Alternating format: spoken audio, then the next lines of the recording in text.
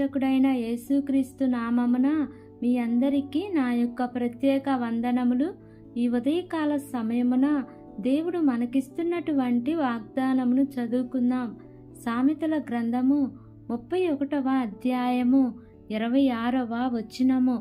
జ్ఞానము కలిగి తన నోరు తెరచును, కృపగల ఉపదేశము ఆమె బోధించును. ఆమెన్. దేవునికి మహిమ కలుగును గాక.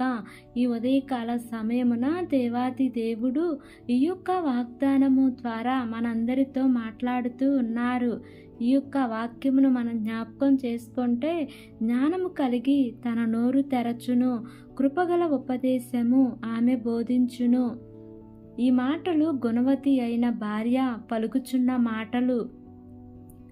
స్త్రీలమైన మనము మన నాలుకలను భద్రం చేసుకుంటూ అనవసరమైన మాటలు, కుటుంబాలను నాశనం చేసే మాటలు మనం మాట్లాడకుండా మన నోటి నిండా శ్రేయస్కరమైన మాటలు మనం పలికితే మన కుటుంబాలను ఎచ్చుగా ఆశీర్వదిస్తాడు. జ్ఞానము కలిగి తన నోరు తెరచును అంటే జ్ఞానం లేకుండా నోరు తెరవకూడదు. కృపగల ఉపదేశము మాత్రమే మాట్లాడాలి. ఇతరులతో మాట్లాడేటప్పుడు రుచికరమైనదిగా, ఉప్పు వేసినట్లుగా, అనేకులను ఆదరించినట్లుగా మంచి మాటలు మనం మాట్లాడాలి అని పౌలు భక్తుడు వ్రాస్తాడు. ఇక్కడ పరిశుద్ధ గ్రంథంలో స్త్రీలు అనేక మంది ఉన్నారు. కొంతమంది గుణవంతులుగా, జ్ఞానవంతులుగా ఉన్నారు. జ్ఞానహీనులుగా, దుర్మార్గ కార్యములు చేసిన వారుగా ఉన్నారు. బైబిల్లో హేరోదియా యోహాను తలను కావాలి అని బోధించింది.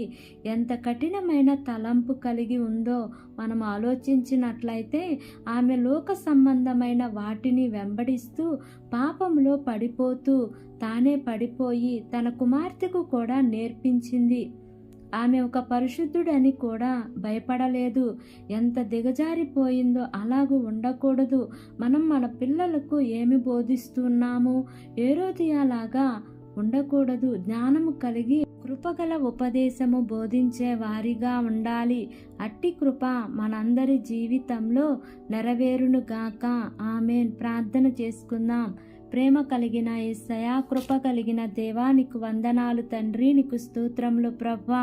ఇంతవరకు నీ కృపలో మమ్మల్ని కాచి కాపాడిన విధానాన్ని బట్టి నీకు వందనాలు తండ్రి. ఈ ఉదయకాల సమయమున మీరు మాకు ఇచ్చినటువంటి ఇటు వాగ్దానాన్ని బట్టి నీకు వందనాలు ప్రభువా. ఎంతమంది బిడ్డలు ఈ వాక్యమును విని ప్రార్థనలో ఏకీభవిస్తున్నారో తండ్రి, ప్రతి కుటుంబాన్ని జ్ఞాపకం చేసుకోండియా.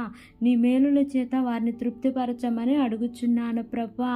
ఏ కుటుంబములు అయితే శాంతి, సమాధానం, నెమ్మది లేక జీవిస్తున్నారో తండ్రి, అట్టి కుటుంబాలలో మీ యొక్క శాంతిని, సమాధానమును, నెమ్మదిని మీరు వారికి అనుగ్రహిస్తూ రమ్మని అడుగుచున్నాను ప్రభువా.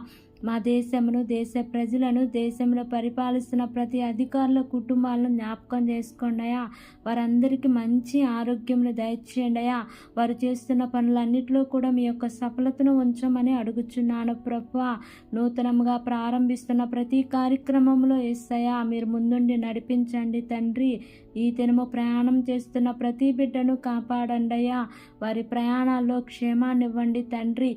మార్గమధ్యంలోని దేవదూతల కాపుదలని ప్రియబిడ్డలకు తోడుగా ఉంచమని, నా యొక్క ప్రార్థన ఆలకించి అంగీకరించమని నజరేయుడైన యేసు అతి పరిశుద్ధ నామమున అడిగి వేడుకుని పొంది ఉన్నాము తండ్రి. Amen, amen, amen. Praise the lord. God bless you all.